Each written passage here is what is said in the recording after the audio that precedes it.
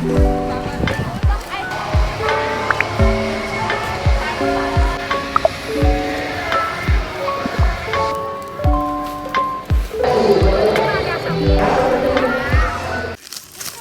ดีค่ะวันนี้เราก็จะมา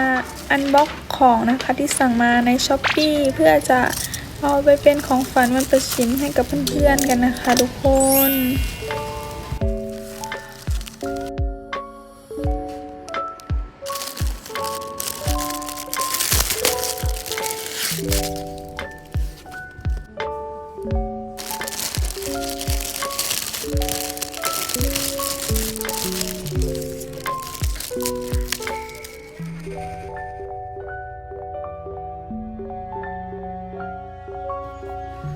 อันนี้นะคะเราก็จะเขียนเป็น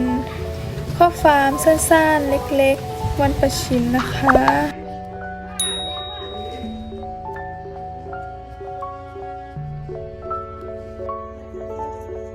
มาแพ็คของกันค่ะคือจะบอกก่อนว่าเราชอบขั้นตอนนี้มากเพราะเราอยากเป็นแม่ค้าด้วยมั้งนี่เลยค่ะคือแบบชอบวิธีนี้ขั้นตอนนี้ที่สุดคือมันเลิศมากฉันชอบมากท่อนนี้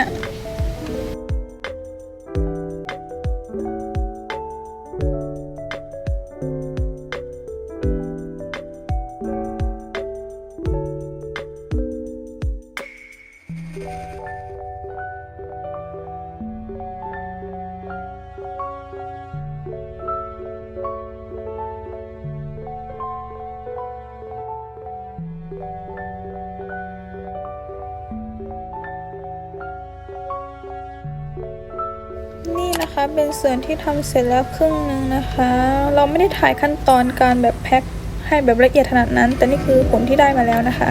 เสร็จเรียบร้อยแช่ตอนนี้นะคะเราก็จะไปเลือกซื้อของที่ห้างกันนะคะเพื่อมาเติม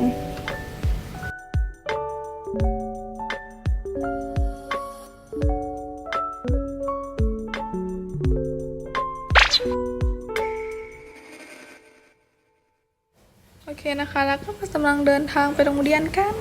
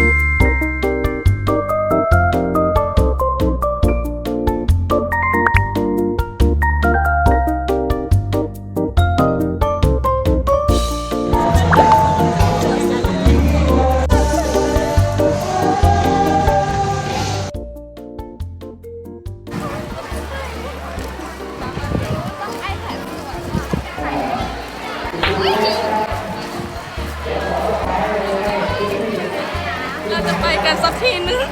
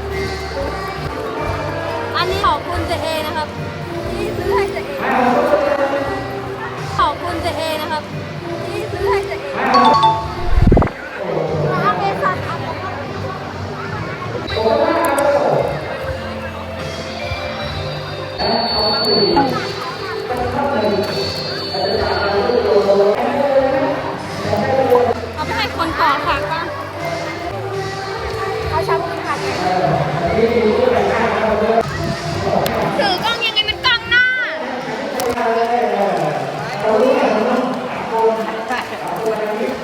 รุดอ่ะ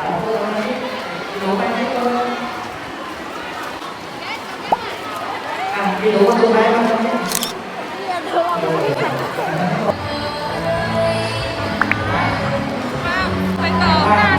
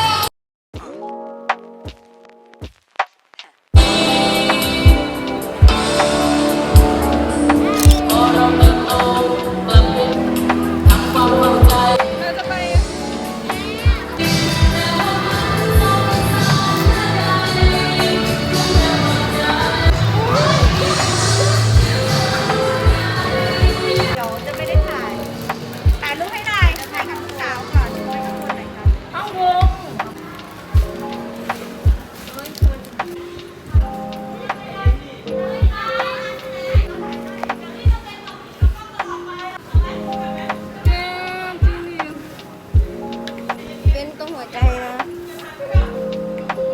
ไม่มีเขียนโอ้ยปั้นกับบอสเลย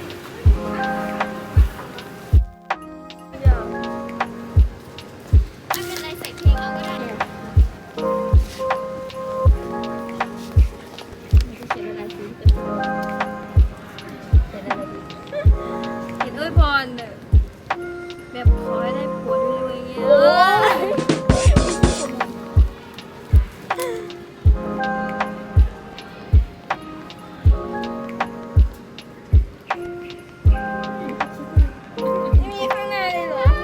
จะทำอะไรอ่ะจบแล้วเว้ย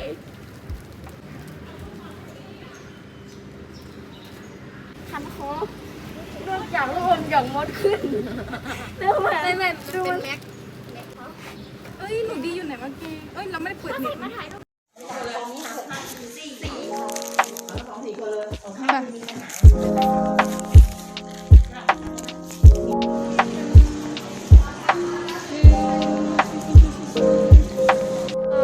เราจะไปไหนกันคะ ไปซื้อของค่ะ เราไปข้ามเหมือนไหนอะ เฮ้ยรถ รถ เขาก็จะรอให้เราถูกไหมล่ะ เราจะข้ามรถกันนะคะทุกคน เราข้ามถนน นั่นเลย ยืนรอเธอที่ข้างถนน รอคนอยู่บนข้างถนนคนเดียว ของเริ่มขายหมดแล้วนะคะ พาดอกนะเราอ่ะ ของเริ่มเก็บกันแล้ว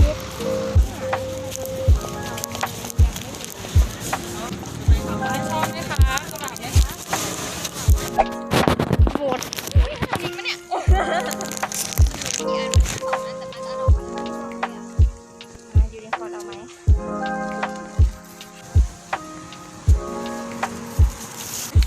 นั่นดีกว่าบอกว่า